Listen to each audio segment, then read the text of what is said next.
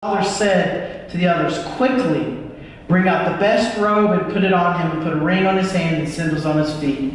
And do all these things, for my son was dead and has come to life again. He was lost and had been found," and they began to celebrate. So here's Jesus just telling a story, teaching a lesson.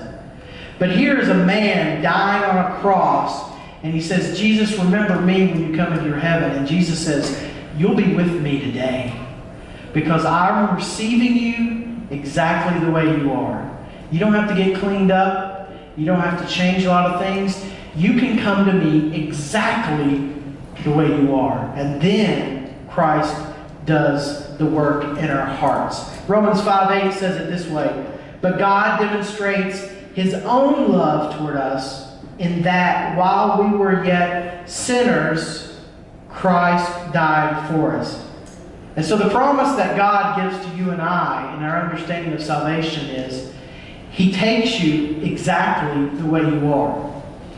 No matter your past, no matter your mistakes, no matter your faults, no matter what you can think of, if you come to Jesus, He takes you. He says, "You're mine. You're like a child coming home to the Father, and I'll take you." There's nothing else.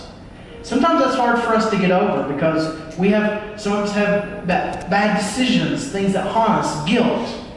Jesus says, "Come to me right now the way you are, the deal is done."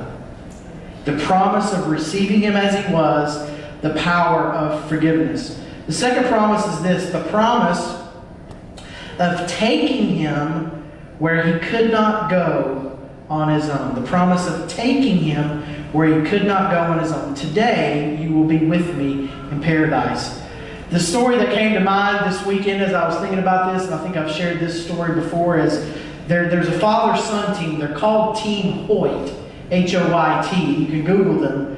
But it's a father, his name is Dick, and for many years his son, who suffered from cerebral palsy, could not do anything on his own. And so at some point in time, Dick ran a race, and